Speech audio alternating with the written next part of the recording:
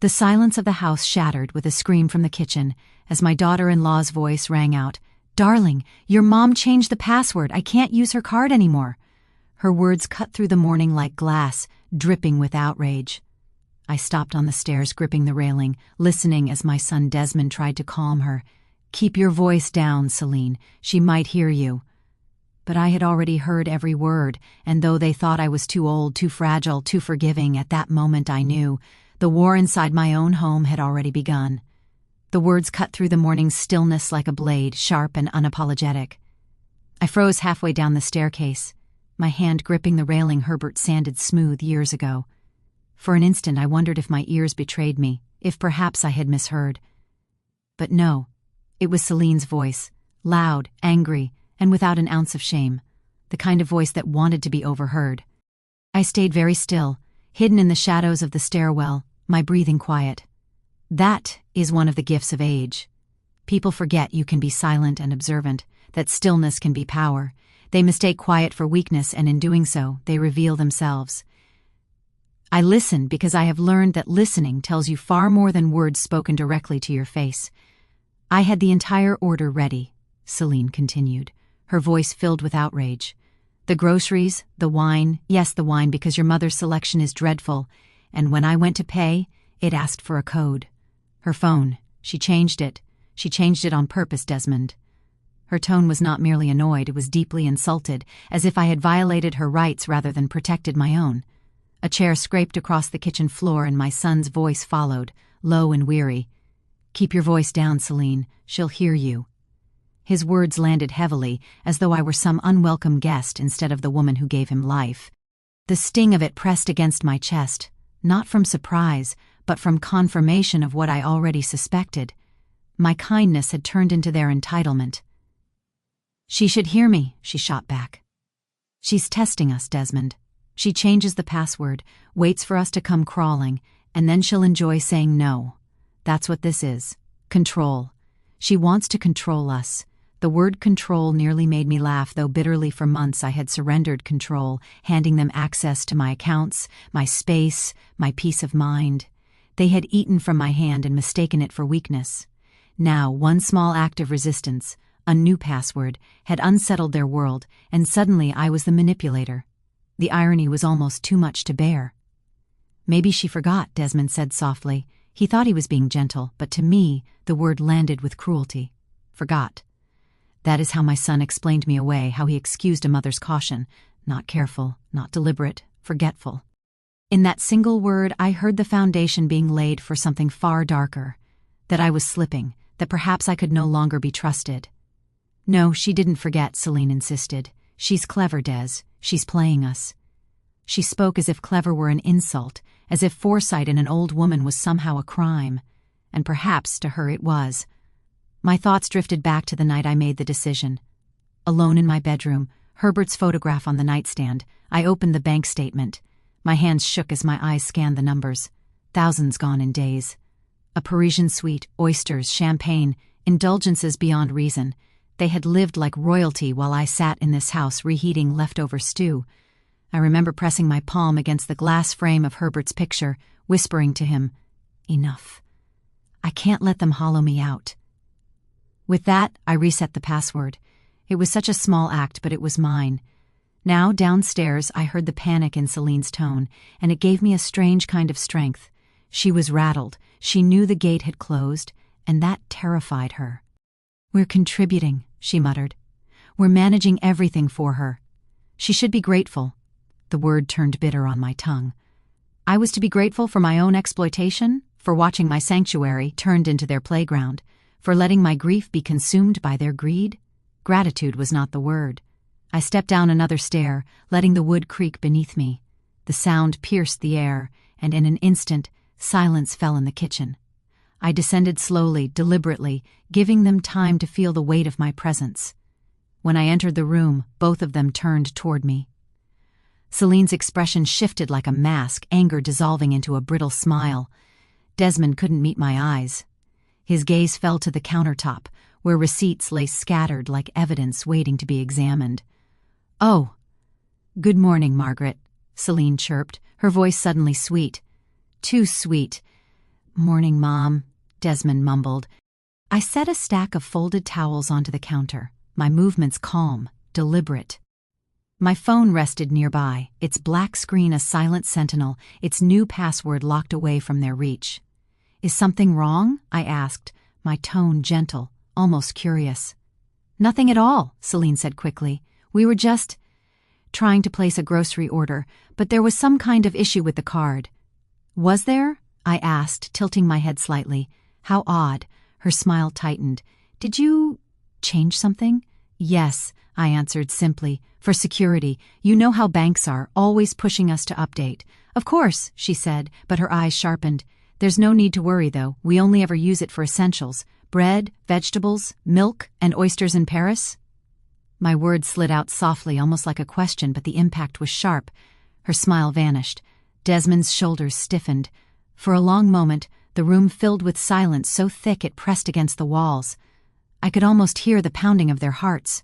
Finally, Celine leaned forward, her voice low and edged. "So what are you saying, Margaret? That you don't trust us? That we've lied to you?" "I'm saying," I replied evenly, "that the days of open access are over. From now on, I will decide what this house needs, and I will provide it." Desmond shifted uncomfortably, his voice small, almost pleading. "Mom, please, let's not do this." I turned to him, my only son, the boy I once cradled, the man who now looked at me as though I were the obstacle. "Do what, Desmond?" "Protect myself? Protect the home your father built with his hands? Protect the life I've worked 63 years to build?" My voice was steady, but inside my chest, my heart thundered. He said nothing. His silence spoke louder than any words, and in that silence, I felt the chasm widen between us. I slid my phone into my pocket and gave a small smile.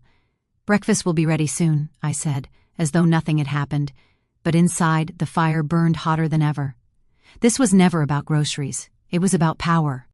When Herbert's heart failed, casseroles came with careful smiles and left with the spoons no one remembered to return. People praised our marriage as if it were a trophy and then changed the subject. I kept his chair at the head of the table, his pen in the drawer, and pretended stewardship could keep his voice in the room. Desmond began calling at night. At first it warmed me, the familiar gravel of his voice, the questions about the roses, the promises to visit.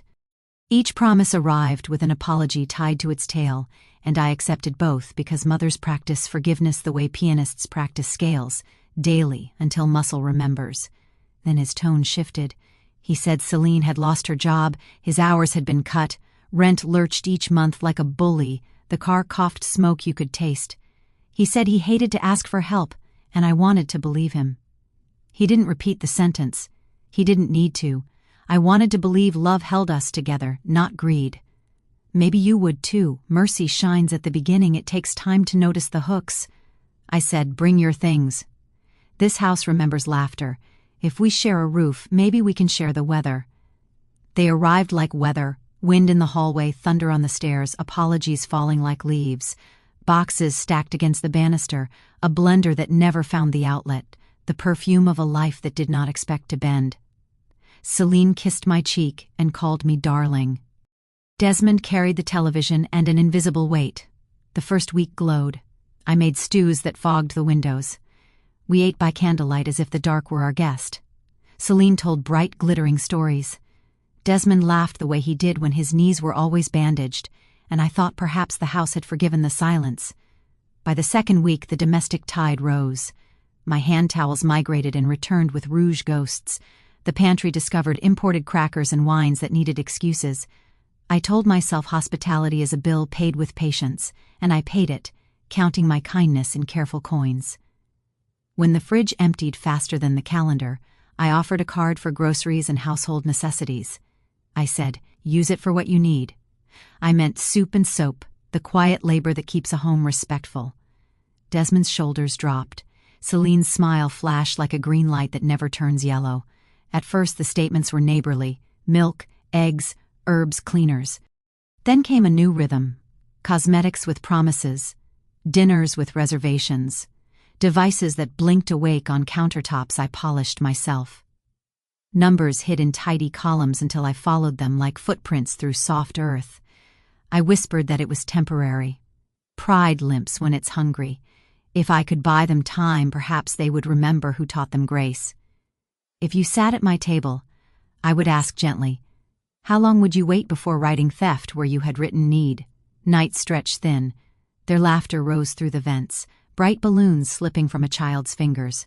I pressed my ear to the cool wall and tried to locate my son's voice inside the duet. A mother can identify her child by the arrangement of a sigh. Mine was going missing note by note.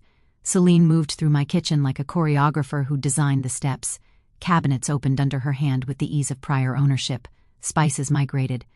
When I reached for salt and found sugar, I understood the size of a small invasion. She thanked me for dinner and criticized my olive oil in the same breath. Desmond worked at the dining table with the focus of someone saving a kingdom, though I never saw the enemy he fought. He didn't ask about the bills I was balancing in the study. Gratitude became a word he set down like a coaster, useful, then forgotten beneath the glass. The day the Paris charges appeared, the sky was unreasonably blue. The printout shook a little while the kettle complained. A suite with a river view, oysters, champagne, boutiques that fold silk like absolution. I traced each line like the edge of a blade and set the paper beside Herbert's photograph. I confronted no one. I filed the statement in a folder labeled gardens and watered roses until the soil answered. Grief taught me to move slowly. Betrayal sharpened the lesson. You don't slam a door on shadows. You open it and let the light be precise. When Desmond came home, he kissed my cheek with the softness of a decade I still trust. He wore cologne I didn't buy. Celine arrived glowing, the kind of brightness money purchases and calls natural. She admired the hydrangeas and asked if I'd consider an oil with a gold seal. She already knew the brand. That night I held Herbert's watch and counted seconds like prayer beads. I could feel the blueprint of a coup in the quiet. I changed the banking password with reverence and dread, aware that small hinges turn heavy doors. My hands steadied when the numbers settled into place.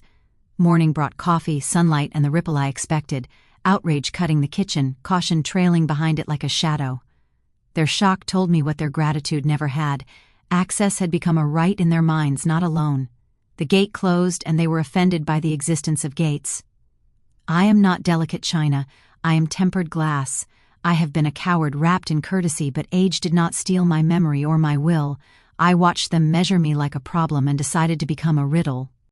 Let them guess which edges were safe to touch and which would draw blood. I still want to believe love held us together, not greed.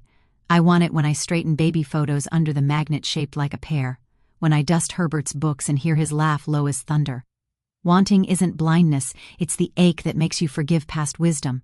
If you were here, I'd pour tea and ask without flinching, when does help become harm? Would you have cut the card sooner, or nursed the hope that kindness might remind them who they are? Your answer would tell you about your ghosts as much as mine. At night I speak to Herbert as if time were courteous. I tell him the garden sleeps well, autumn light lands like mercy, and our son hides his needs behind expensive quiet. I ask if I should be harder. Silence answers with discipline, and I wake with steadier hands. Celine believes I am lace and habit. Desmond believes I am an index he can reorder when the month runs long. They do not see the ledgers, the recordings, the copied statements stacked in a folder marked winter canning. They forget who kept a company solvent through storms and soothed a colicky infant before dawn. I kept their secrets because I was ashamed of mine, that I allowed it. I confused access with closeness, spending with intimacy, proximity with love. Those errors sit at dinner with us, buttering bread carefully. I have decided to stop passing them the salt. Tonight I will set 3 plates. They will speak of obstacles as if weather awards medals. I will nod, ask small questions, and memorize the scent of each lie. When dishes are washed, I will lock the study and oil the hinges. Quiet is a language that glitters when spoken well. Do not pity me, pity blunts the blade. If you hold anything from me, hold your breath. The pressure in this house is changing, and doors will learn new habits. What looks like meekness is calibration, and I am almost finished measuring. Yes, I changed a password. I haven't told them where the deed sleeps, or why steel is holier than trust. Tomorrow I will check the hinges again, and decide which door opens first. Perhaps you already suspect which one. Before this becomes a war story, it remains a welcome. I opened my door because I believed a roof could be love. Remember that when you hear what I do next, when the storm's eye finally looks in and calls me by name. They think the worst I can do is deny groceries. They haven't yet imagined what happens when a woman who kept books, buried a husband, and outlived silence begins to keep score. Listen closely. The next sound won't be an apology. The house wasn't just walls. It was Herbert's laugh pressed into the plaster, his scent woven into the wood, his hands carved into every beam. When he first carried me across the threshold, the air smelled of paint and promise. He told me, "This will be the house that remembers us." And it has. Every corner whispers his name. The garden he dug with calloused palms still blooms each spring, stubborn as his spirit. The study shelves sag with the weight of his books, spines creased by his thumbprints. Even the stairs bear his rhythm, creaks on the third and fifth step, the song of his climb. To strangers it is just a house. To me it is Herbert's heartbeat, preserved in brick. I tried to keep it alive after he left. Fresh flowers in the dining room, curtains washed and hung, polish rubbed into the banister until it gleamed. These weren't chores, they were rituals, a way of keeping my vow, even in widowhood. You see, the house was never meant to be an inheritance of money alone. It was meant to be memory, security, and love bundled into a legacy. Something I could place into my grandchildren's hands and say, "This is where you come from. This is what built you." The first time my granddaughter toddled across the hallway, her footsteps echoed like a hymn. She stumbled toward me, curls bouncing, and for 1 second I believed Herbert had sent her to remind me why I kept breathing. Her laughter filled the hollowness grief had left behind, and I swore silently, this house will be hers one day. Hers, safe from storms, guarded from want. But what I didn't know was that the betrayal had already begun. Desmond's eyes lingered too long on the title deeds when he helped me reorganize the study. Celine's voice grew bolder when she suggested updating the decor, tearing down wallpaper Herbert chose, replacing furniture I had polished for decades. They weren't seeing memory, they were seeing opportunity. Still, I clung to hope. I thought if they saw me fold laundry with care, or set Herbert's chair at the table each Sunday, they would understand. That love and history outweighed money. I wanted to believe family blood carried respect in its veins, yet the signs were there, subtle but sharp. My granddaughter once whispered to me that her mother had said, "One day this will all be mine. Mine, not yours, not ours, just hers."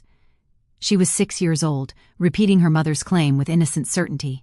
My stomach dropped, but I kissed her forehead and tucked the words away. "Tell me, what would you do if your own family turned your legacy into a prize to be stolen? Would you confront them?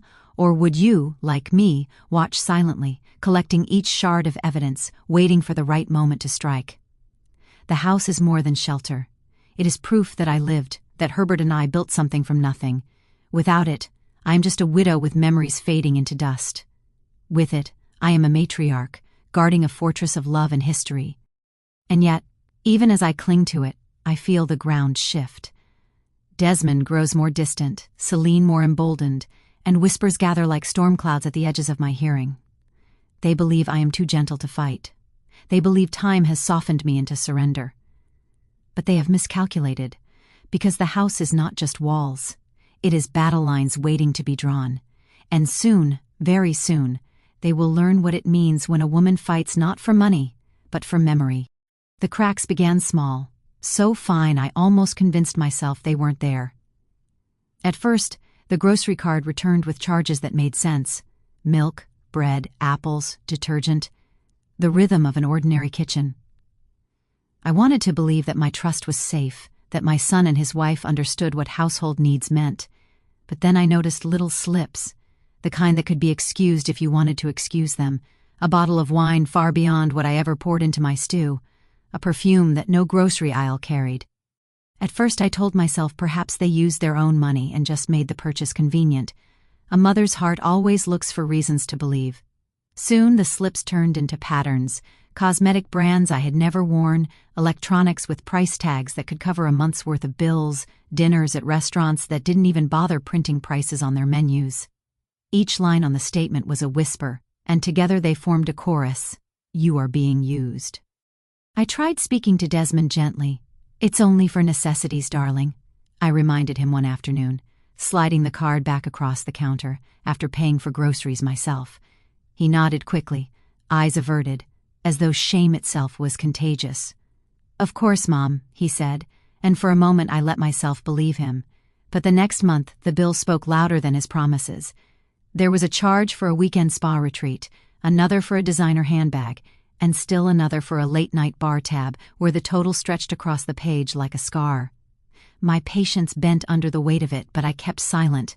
Sometimes silence is not weakness, it is gathering. Celine carried herself differently in those weeks. She moved through my kitchen as if it had always belonged to her, her heels clicking on the tile with the confidence of ownership. She opened cabinets without hesitation, rearranged spices I had kept in the same place for decades, and spoke casually about renovating rooms she had no right to claim. Desmond, my Desmond. His weakness showed in smaller ways. He let her words steer him, like a leaf caught in her current. When I tried to catch his eyes across the table, searching for the boy who once clutched my hand in thunderstorms, I saw only the man too tired to stand against his wife. His silence told me he had chosen his side. There is a particular ache that comes from realizing your child would rather wound you quietly than confront you honestly. It feels like being erased in your own home. I told myself I could endure it, that patience might bring him back. But patience in the face of betrayal becomes a noose, tightening 1 month at a time. Then came the vacation, not whispered about, not explained, not confessed, just printed in black ink on the statement. Paris, a suite with a river view. Oysters, champagne, boutiques that folded silk with the arrogance of wealth. It wasn't survival they wanted, it was indulgence, and I had been the fool funding it. I stared at the numbers until they blurred, my hands trembling over the paper. I thought of Herbert, of the nights we counted coins at this very table, laughing as we stretched them into something more. How would he look at me now, I wondered, watching me allow our legacy to be drained into someone else's vanity? I didn't realize then, but the vacation wasn't the first step. It was the final rehearsal. They were practicing, testing how much they could take before I snapped, rehearsing for something larger, darker, more permanent. And when I found that bill, I did not cry. I did not scream. I walked into the kitchen, laid the statement flat on the counter, and smoothed it with my palm. The paper whispered under my touch like the skin of a wound. One moment they were knocking on my door with promises of gratitude, and the next, they were planting roots as if the house had always belonged to them. The change was not sudden, it was steady, invasive, like ivy creeping up stone. I watched it take hold in my own dining room. At first, dinners had been my joy. I would set Herbert's place, not because I expected him to walk through the door, but because I needed the table to remember him. For a while, Desmond humored me. He poured water into his father's glass as if the act itself were a prayer. Even Celine smiled politely, though I noticed how she avoided looking at that empty chair. But as weeks passed, the warmth bled out of those meals. The laughter was thinner. Compliments turned into criticisms delivered as jokes. Celine would tilt her head, smile sweetly, and say things like, "Margaret, this roast tastes traditional. Have you ever tried it with truffle oil? Or maybe a sous vide machine?" I would smile back, though the edges of my heart stiffened. "My old ways," she called them, always in that light, lilting tone, as if mocking me politely made it acceptable. But every comment was a brick pried loose from the foundation of respect. Desmond, my son, did not defend me. When her words became sharper, he would squeeze her hand under the table, as though rewarding her courage for saying aloud what he himself would not. And when I finally found the nerve to object, to say, "This is my house, and we will eat the way Herbert and I always did," he leaned back in his chair, sighed, and told me I was overreacting. Overreacting. The word lodged itself inside me like a shard of glass. For months I had let them stretch my patience, bend my boundaries, blur the lines between generosity and theft. And still, when I finally drew breath to resist, I was painted as hysterical. Do you know what it feels like when your own child uses your love as a weapon against you? I bit my tongue so hard that night I tasted blood, and still I said nothing. Silence was my only shield, and though it bruised me, I clung to it. The arguments grew, small things at first, what to buy, what to throw away. Then larger matters, Celine announcing she would modernize the guest room, Desmond suggesting I rent out the garden to make use of the space. My protests were always brushed aside, softened into irrelevance. They had stopped asking permission, they were informing me. I could feel Herbert's presence in those moments, not in comfort but in warning. He had built this home brick by brick, beam by beam, and now the people who should have cherished it most were dismantling it with laughter and disdain. One evening, as I cleared the dishes, I overheard Celine muttering that I was stuck in the past, that it was time to move forward. Desmond chuckled in agreement. They did not know I was standing in the doorway, holding Herbert's glass in my hand. I said nothing. I only listened, and I knew then that my role had shifted. I was no longer the matriarch at the head of the table. I was the obstacle in their way. The air in the house changed after that night. Their footsteps grew bolder, their demands louder. What had once been my sanctuary felt like occupied territory. I moved through my own halls as though I needed permission.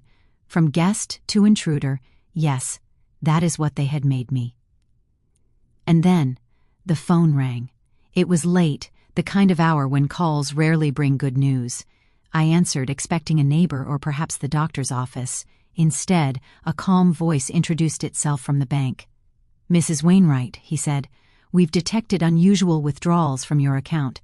Significant ones. We need to confirm. Did you authorize these transactions?" I tightened my grip on the receiver, my eyes drifting to the closed dining room door where Desmond and Celine's laughter still echoed faintly. My heart pounded, each beat a reminder of what I had already begun to suspect. "Withdrawals?" I repeated softly, though I already knew the answer. "Yes, ma'am," the banker replied. "Large sums. Would you like me to read them to you?" My throat went dry. In that moment, I understood. The groceries, the handbags, the Paris trip, they were only the beginning. The betrayal had grown teeth. They believed I was powerless. They mistook my silence for surrender, my patience for decline. It is a mistake people make when they see white hair and quiet eyes. They think the story of a woman like me is ending, when in truth, it is sharpening. But for a time, even I began to wonder if they were right. The bank's call still echoed in my ears. Large withdrawals, suspicious activity, significant sums. Each phrase was a needle pricking the skin of my composure. I didn't tell Desmond or Celine that night. I sat at the table alone, tracing Herbert's initials carved faintly into the underside of the wood, and wondered how much more I could lose before nothing of me remained. Then I heard them whispering. It was late, the house dim, the only light a faint glow spilling from the dining room. Their voices carried through the thin air like smoke, curling into my ears. I hadn't meant to eavesdrop, but when you live in a house long enough, you know how sound travels. "She's slipping," Celine's voice said, smooth as oil. "You heard her last night. She couldn't even explain the charges properly." Desmond's sigh followed, heavy, weary. "She's just overwhelmed." "No," Celine cut in firmly. "This is what we talked about. She forgets things. She repeats herself. She's unstable, and we can't keep waiting. If we don't act soon, everything she has could vanish before we even have the chance to protect it." Protect it. That was the word she chose, though the venom beneath it was clear. There was a pause. Then Desmond spoke again, quieter this time. "The lawyer said we'd need proof. Documents. Maybe medical testimony." My blood turned to ice. Medical testimony. They weren't just stealing my money, they were preparing to steal my mind. "She's old," Celine pressed. "People will believe it. We'll get the deed transferred before she realizes. And once it's in our name, there's nothing she can do. The house, the accounts, all of it. It'll be secure. For us, for the future, for us. Not for her, not for family, for them." I pressed my hand against the wall, trying to steady myself. My chest ached, not from age, but from the sound of my own son's silence. He didn't argue, he didn't defend me. He let her words settle like stones, and by not resisting he carried them with her. "Do you know what it is to overhear your child planning your erasure? It feels like watching your reflection fade from a mirror while you're still breathing." I crept back to my room, each step heavier than the last. In the mirror, I studied my face, the lines Herbert once kissed, the eyes that had watched Desmond's first steps, the lips that had spoken lullabies through fevered nights. Could this be the face of a woman who would soon be declared unfit? They wanted to call it dementia, but what they really wanted was obedience. I sat on the edge of my bed, folding my hands in my lap. Outside my window, the garden Herbert built lay in darkness, waiting for the sun. I thought of my granddaughter's tiny footsteps echoing in the hallway, of her laughter, of the promise I had made to keep this house for her. And I realized what was truly at stake. But I didn't cry. I didn't rage. I let my body sag against the pillows, my hands trembling slightly, and I wore the expression of defeat. Let them see what they wanted to see. Let them believe I was broken, confused, ready to be led, because sometimes the most dangerous thing you can do is appear powerless. What they didn't know was that silence had teeth. They believed I lay in my bed broken, too dazed to fight, too weary to notice their whispers. But while they measured my decline, I was measuring their footsteps. Every betrayal left a mark, and I collected them like evidence in a trial only I knew was coming. I began with the bills. Each statement arrived like a confession written in numbers. I did not throw them away as they hoped I might. Instead, I smoothed each page carefully, slid them into manila folders, and labeled them not with words but with colors. Red for luxuries, blue for travel, black for withdrawals. I stacked them neatly in the bottom drawer of Herbert's old filing cabinet, the lock oiled just enough to turn without a squeak. But paper alone was not enough. I wanted their voices, their faces, their greed captured in ways that could not be explained away. So I carried my phone more often, its camera ready. I filmed Celine tapping my card number into her phone, her voice lilting as she ordered handbags and wine. I recorded Desmond brushing me aside at the dinner table, dismissing my concern with that single blade of a phrase, "You're overreacting." Every clip was a stone, and together they built a wall. And still, I said nothing. I let them think I was fading. That was my greatest weapon, the illusion that I was harmless. They played their parts eagerly, too comfortable to imagine the stage belonged to me. One afternoon, I excused myself for an errand. I said I was buying thread for the curtains, and they barely looked up from their glowing screens. My heart hammered as I drove into town, the folder of documents resting in the passenger seat like a companion. I hadn't walked into a lawyer's office since Herbert and I signed our wills, decades ago, when trust still lived easily in my chest. The receptionist smiled politely, asked my name, and moments later I was ushered into a small room lined with books. The man who greeted me wore glasses that caught the light, but his eyes were steady, patient.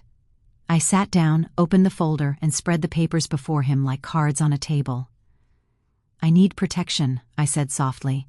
"Not for myself, for what my husband and I built." He listened as I explained, nodding, his pen scratching across the pad. When I spoke of the Paris trip, his brow furrowed. When I mentioned the lawyer my son and his wife had already consulted, his lips tightened. But when I leaned forward and whispered, "They want to prove I have dementia," his pen stilled completely. For the first time in months, I felt something like steadiness return to my spine. I was not crazy. I was not imagining it. This was real, and now it was documented. He promised to prepare safeguards, a trust for the house, updated protections for my accounts, recordings cataloged with timestamps. He said if they wanted war, then I had already built my fortress. I walked out lighter than I had entered, though my hands still trembled on the steering wheel as I drove home. And when I stepped through the front door, they barely noticed I had been gone. That was their arrogance, believing I was always underfoot, always available, never capable of secrets. I smiled faintly as I set down my bag, the folders now safe where they would never think to look. Would you have forgiven them? Would you have set aside the evidence, hoping blood would outweigh betrayal? Or would you, like me, have done what I did next, built your arsenal in silence, waiting for the right moment to reveal that every step they took had already been recorded? That night, I served dinner as usual. Roast chicken, peas, mashed potatoes whipped with cream. I poured wine into Celine's glass and met her eyes across the table. She smiled, smug, thinking she had already won. I smiled back, and for the first time I wasn't afraid, because what they didn't know was that I had stopped playing the victim. I was keeping score, and soon the balance would be paid in full. The day of signatures arrived without warning, though in truth, I had been waiting for it. The air in the house felt different that morning, thicker, like a storm pressing against the windows. Desmond's voice carried down the hall lower than usual, as though he were rehearsing something. Celine's heels tapped a rhythm on the floorboards, a metronome for betrayal. They called me into the dining room as though inviting me to tea, but when I stepped inside, the table was not set with plates or flowers. It was bare, except for a stack of papers and a black pen resting neatly on top. "Sit, Mother," Celine said, her smile polished, her tone gentle in a way that made my skin crawl. "We've prepared something important for you." Desmond wouldn't meet my eyes. He gestured toward the chair at the head of the table, the chair that had always belonged to Herbert. My legs trembled slightly as I lowered myself into it, but my hands stayed steady on my lap. Celine slid the papers closer, her manicured nails tapping the corner of the stack. "It's for your own good, Margaret," she said sweetly. "You've been under so much stress. These documents will make everything easier. Desmond and I will take care of the house, the finances, all the heavy lifting. You deserve to rest." Her words were honeyed poison. Each syllable dripped with false concern, but her eyes betrayed hunger. I glanced down at the papers, the legalese printed in small, sharp letters: transfer of deed, power of attorney, signatures required. I knew exactly what they meant. This was no favor. They were erasing me. Desmond finally spoke, his voice soft, practiced. "Mom, you can't manage things anymore. It's too much. This way we can protect you. You don't have to worry about bills or accounts. You just live comfortably. Isn't that what Dad would have wanted?" My throat tightened at the mention of Herbert. They had no right to use his name like a crowbar, prying my heart open to make room for their theft. I looked at my son, the boy I once carried on my hip, now grown into a man who would rather strip me of everything than face his own failures. I let my eyes glisten, not with tears, but with the shimmer of a role well played. I let my shoulders sag, my lips part as though I were considering surrender. Silence stretched long between us, long enough for them to believe they had won. Celine leaned forward, her voice coaxing, almost maternal.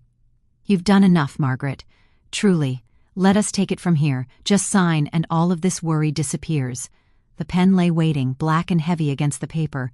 I reached out slowly, my hand trembling just enough to look believable. I lifted the pen, held it above the first line, and paused. Do you know that feeling when time slows, when every breath feels like a choice between life and death? That was the moment I lived in. My son's eyes fixed on me, pleading but also expectant. Celine's smile widened, her victory so close she could taste it. Inside, I wanted to laugh. If only they knew the fortress already stood behind me, the trust, the recordings, the evidence tucked safely away. But outwardly, I let the pause linger, long and dramatic, as though I were on the verge of surrender. The pen hovered, their breaths hitched, and I asked myself, should I let them believe they had finally broken me, or should I let the storm break on them now? The pen trembled above the paper, its tip leaving a single dark dot, and I let them believe they were seconds away from victory. I kept my eyes lowered, my shoulders bowed, the picture of a woman too tired to resist. Desmond leaned forward, his breath shallow, and Celine's lips curled into a smile so sharp it could have cut the air itself. And then I placed the pen gently on the table. "No," I said softly, just that one word. But it carried the weight of every night I had spent listening to their whispers, every bill I had folded away in silence, every betrayal I had endured with clenched teeth. Celine blinked. "What do you mean, no?" I looked up straight into her eyes. My voice was steady now, stripped of weakness. "This house is not yours to take, not today, not ever." Her smile cracked, faltering into confusion. "Margaret, please, don't make this difficult. You can't even—" "I can," I cut in. "Because while you've been planning to erase me, I've been documenting every step you've taken. The vacations, the handbags, the withdrawals, even your voices on tape, plotting to declare me incompetent." Desmond's face drained of color. "Mom," I pushed the stack of their carefully prepared papers back across the table, the corner scraping the wood. "You thought silence meant surrender. But my silence was the silence of strategy." At that moment, the doorbell rang. The sound jolted them, their eyes darting to each other in panic. I rose slowly, every movement deliberate, and walked to the door. When I opened it, my lawyer stepped inside, briefcase in hand, his presence calm and certain. "I believe we're expected," he said, setting the case on the dining room table. He opened it with a snap, producing a thick folder. "Mrs. Wainwright has asked me to share some documents." I sat back down at Herbert's chair, my place, and folded my hands while he laid the evidence before my son and his wife. "First," he said, sliding a signed document across the table, "the deed to this house has already been transferred into a trust, legally binding, irrevocable. The sole beneficiary is Margaret's granddaughter." Celine's mouth fell open. Desmond shook his head as though trying to deny the reality staring back at him. "That's not possible," he muttered. "It is," the lawyer said coolly. "Prepared weeks ago. Witnessed, notarized, filed with the county. This property is beyond your reach." Their faces twisted, desperation overtaking arrogance. Celine reached for the papers in disbelief, but the lawyer pulled them back, sliding out another folder instead. "Second, financial accounts. Every card, every account linked to Mrs. Wainwright's name has been secured. Access is locked. Your names are nowhere on them. And should you attempt to use the numbers you memorized," he produced a copy of a fraud report, "the bank has already been informed. I watched their bravado collapse piece by piece, like plaster falling from a crumbling ceiling. And lastly," he said, placing a stack of photographs and printouts before them, "documentation of every misuse of funds. Here, Paris.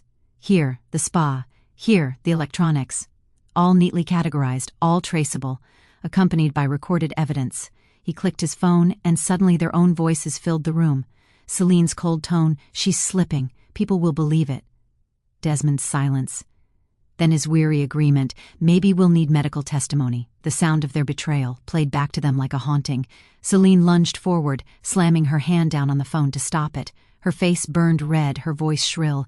"You tricked us! You—" "No," I interrupted, calm as stone. "You tricked yourselves. You thought you were predators. But you were prey from the beginning. Every word you whispered, every step you took, I was always listening, always waiting." Desmond covered his face with his hands. For a flicker of a second, I almost felt pity. But then I remembered the way he had looked at me across the table. Silent while his wife called me weak. Complicit while they plotted to declare me insane. Pity is wasted on those who would erase you. "You can't do this," Celine spat, her composure unraveling. "I can," I said, my voice rising for the first time. "And I have. The house is beyond your reach, the accounts are beyond your reach, and soon the law will be beyond your reach too." The lawyer closed his briefcase with finality. "Mrs. Wainwright has options," he said. "Civil, possibly even criminal. That will be decided in time. But for now, know this. Your schemes have no power here." The silence that followed was different than before. Not the silence of fear or weakness, but of justice delivered. I sat straighter in my chair, Herbert's chair, and felt his presence steady at my back. "They thought I was weak," I said quietly, though my words sliced through the room. "But my silence was the silence of strategy.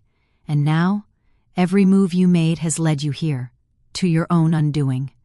Celine's eyes brimmed with rage, Desmond's shoulders collapsed, heavy with shame. I watched them, not with gloating but with clarity. They were humiliated, powerless, and for the first time they knew it. As I closed the door on my son that night, I thought it was over. The papers were signed into safekeeping, the trust locked tight, the fortress sealed. I stood in the hallway with Herbert's photograph in my hand and whispered, "We did it. They can't touch us now." But the silence that followed was not peace. It was too still, too sharp, the kind of silence that waits before breaking. Victory should have tasted sweet, yet a bitterness clung to the edges of my tongue. Desmond's shoulders had sagged when he left, but not in surrender. No, I saw something else there. Shame, yes, but also calculation. His silence was too measured, too controlled. And Celine, though she slammed the door with fury, carried an expression I recognized, the smile of someone already plotting their next move. I pressed my back against the wood and let the weight of it sink in. I had outmaneuvered them this time, but shadows have long memories. You can't train a snake to stop biting simply because you've cut off its rations. That night, as I lay in bed, I turned the lock of the drawer where the evidence rested. Receipts, recordings, testimonies, all the tools that had saved me. And yet, even surrounded by proof of my triumph, unease crawled across my skin, because what if the battle for the house was only the surface?